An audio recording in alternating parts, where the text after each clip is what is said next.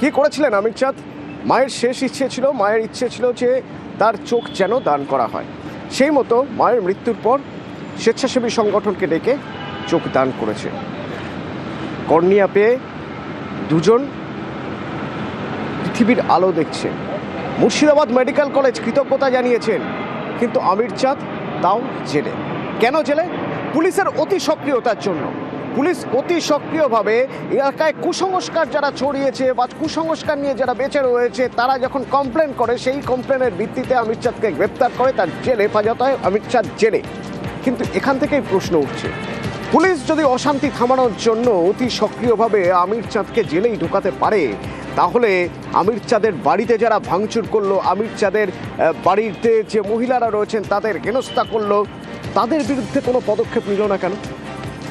সমীর রয়েছে সরাসরি আমার সঙ্গে। সমীর, এখানেই তো কোথাও যেন দ্বিচারিতা খুঁজে পাওয়া যাচ্ছে। এক জায়গায় অতি সক্রিয়, আর এক জায়গায় পুলিশ নিষ্ক্রিয়।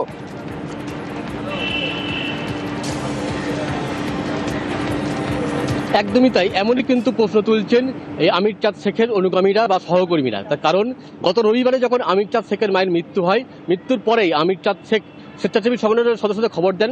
তারা এসে আমির চাঁদ শেখের মায়ের কর্নিয়া সংগ্রহ করে নিয়ে যায় এবং এরপরে যখন তাকে দাফন করতে নিয়ে যাওয়া হচ্ছিল, সেই সময় গ্রামের লোক এসে বাধা দেয় এবং এই আমির চাঁদের বাড়িতে চড়াও হয়। তাদের অভিযোগ ছিল যে আমির চাঁদ তার মায়ের চোখ বিক্রি করে দিয়েছে এবং এই অভিযোগ তুলে আমির চাঁদের বাড়িতে তারা হামলা করে, মারধর করে এবং মহিলাদের হেনস্থা করা হয় বলে অভিযোগ। এবং পুলিশ গিয়ে পৌঁছে এই আমির চাঁদের পরিবারের লোকজনকে আটক করে নিয়ে আসে। পরবর্তীকালে অভিযোগের ভিত্তিতে তাদেরকে গ্রেপ্তার করে আদালতে তোলা হয় এবং আদালত তাদের 3 দিনের জেল হেফাজতের নির্দেশ দেয়। কিন্তু এই একই সময়ে কিন্তু আমির চাঁদের শ্বশুরমশাই কৃষ্ণগড়ের কোতলি থানাতে অভিযোগ দায়ের করেছিলেন তাদের উপরে মারধর এবং হামলার, এবং সেই অভিযোগ নির্দিষ্টভাবে 9 জনের নামে করেছিলেন এবং এই 9 জনের সাথে আরও অনেক কজন জড়িত আছে বলে অভিযোগ করা হয়েছিল। কিন্তু এখনো পর্যন্ত পুলিশ এই বিষয়ে মামলা রুজু করলেও এখনো পর্যন্ত এই অভিযুক্তদের ধরতে বা তাদেরকে আটক করতে বা তাদেরকে জিজ্ঞাসাবাদের জন্য কোনো পদক্ষেপ নেয়নি। এখানে কজনের বিরুদ্ধে অভিযোগ করা হয়েছে? কজন?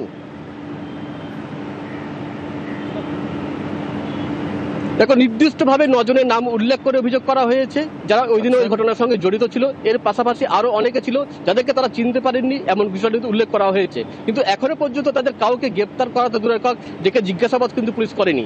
আর এখানেই প্রশ্ন তুলছেন এই আমির চাঁদের সহযোদ্ধারা। তার কারণ তার দাবি যে আমির চাঁদ একটা মহৎ কাজ করতে গিয়ে আজকে সে জেলে বন্দী, অথচ তার বাড়িতে যারা হামলা চালালো, তার মহিলাদের আক্রমণ করলো, তারা এখনো নির্বিধায় ঘুরে বেড়াচ্ছে। তাদের বিরুদ্ধে পুলিশ কোনো পদক্ষেপ করছে না। অবিলম্বে তাদের বিরুদ্ধে কিন্তু আইন অনুযায়ী ব্যবস্থা গ্রহণের দাবি জানিয়েছেন এই আমির চাঁদের সহযোদ্ধারা। অতনু, ধন্যবাদ। আমির চাঁদের শ্বশুর তিনি যে এফআইআরটা করেছেন এবং সেখানে যাদের নাম উল্লেখ আছে, অদ্ভুতভাবে দেখলাম যে এই ঘটনার পরেও পুলিশ যে সক্রিয়তা আমির চাঁদের ক্ষেত্রে দেখিয়েছিল, এখানে বোধহয় ঠিক বিপরীতে অতি শিথিলতা দেখাচ্ছে। এখনো পর্যন্ত তাদেরকে গ্রেফতারি তো দূরের কথা, সেখানে একটা অনুসন্ধান করা বা তাদেরকে কোনো রকম ভাবে ডেকে পাঠানো বা আইনি যে কাজগুলো রয়েছে সেগুলোর ক্ষেত্রে তাদের ভয়ঙ্কর রকমের শিথিলতা। তাদেরকে না অ্যারেস্ট করে আজকে আমির চাঁদকে অ্যারেস্ট করা হয়েছে এবং অভিযোগ হওয়ার পরেও তারা এখনও ঘুরে বেড়াচ্ছে। এটা তো খুবই আশ্চর্যের বিষয়। আমরা এ দাবিও রাখবো যে তাদের অবিলম্বে গ্রেপ্তার করা হোক। পুলিশের এই অ্যাক্টিভিটিসের বিরুদ্ধে আমরা কিন্তু হাইকোর্টে মামলা লড়বো আগামী দিনে। মায়ের চোখ দান করে জেলে সমাজকর্মী ছেলে, অঙ্গীকারপত্র ছিল, তারপরেও জেল। পুলিশের অতি সক্রিয়তা। আমির চাঁদকে আদালতে পেশ করা হবে আজ। আর আমির চাঁদকে নিঃশর্ত মুক্তির দাবি, সেই দাবি উঠছে।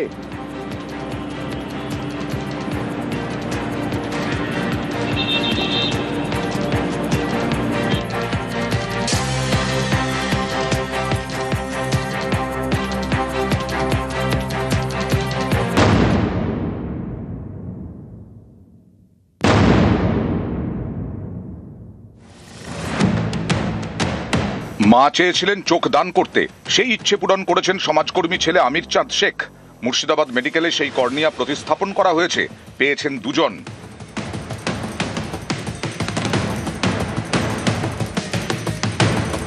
সোশ্যাল মিডিয়ায় পোস্ট করে আমির চাঁদের পরিবারকে কুর্নিশ জানানো হয়েছে।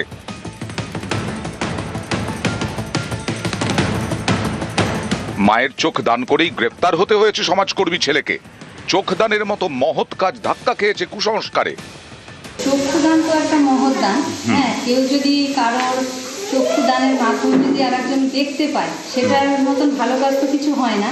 এবার তার বিরুদ্ধে যারা কোনো পদক্ষেপ নিচ্ছে তাদের তো সেটা করা উচিত না। তো এর জন্য আমরা যারা এটার বিরুদ্ধে তাদেরকে ধিক্কার জানাচ্ছি। সব থেকে আশ্চর্যের ব্যাপারে অমিত চাঁদ শেখ যে তার মায়ের যে চক্ষু দান করেছে, সেই চক্ষুটা মুর্শিদাবাদ সরকারি মেডিকেল কলেজ তারা সেই চোখ গ্রহণ করেছে, এবং শুধু তাই নয়, তারা সেটা প্রতিস্থাপনও করেছে এবং সেই মর্মে তারা সার্টিফিকেটও দিয়ে দিয়েছে। তারপরেও মানে লজ্জায় এই সরকারি ব্যবস্থা, এই পুলিশ এবং বিচার ব্যবস্থা তাকে জেলে রাখতে পারে। কৃষ্ণনগরের সেনপুর শ্যামনগর পাড়া, এখানকার বাসিন্দা রাবেয়া বিবি, বয়স 65। তিনি 2024 সালে চোখদানের অঙ্গীকার করেন। গত রবিবার হার্ট অ্যাটাকে মারা যান রাবেয়া। মায়ের ইচ্ছে পূরণ করে চোখদান করেন সমাজকর্মী ছেলে আমির চাঁদ শেখ। অঙ্গদান করা নিয়ে স্থানীয়দের অনেকের মনেই কুসংস্কার, সেখান থেকেই বিতর্ক। আমির চাঁদের প্রতিবেশীরা কোতোয়ালি থানার দ্বারস্থ হন, অভিযোগ করেন মৃতের অঙ্গ নাকি বিক্রি করা হয়েছে। চোখ দান মহৎ কাজ এবং গণতান্ত্রিক অধিকার, তা সত্ত্বেও আমির চাঁদ ও তার পরিবারের 5 জনকে গ্রেফতার করে পুলিশ। কিছু স্বার্থান্বেষী হয়তো লোক একটা জিগির তুলে দিল যে এর মধ্যে দিয়ে অঙ্গ কেনাবেচার ঘটনা ঘটছে, পুলিশ তৎপর হয়ে গেল, একটা মহান কাজকে বিব্রত করে একটা গণ আন্দোলনকে আঘাত করা হয়ে গেল, তাদেরকে জেলে ভরে দিল। অনেকেরই মত, এই ঘটনায় পুলিশ অতি সক্রিয়তা দেখিয়েছে।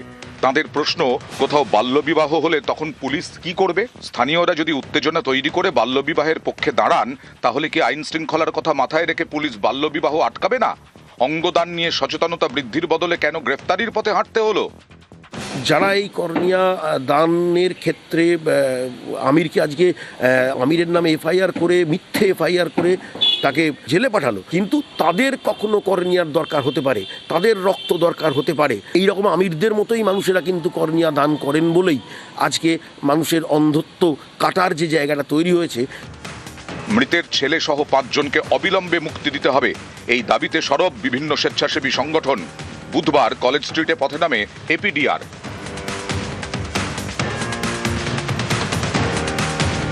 নিউজ 18 বাংলা।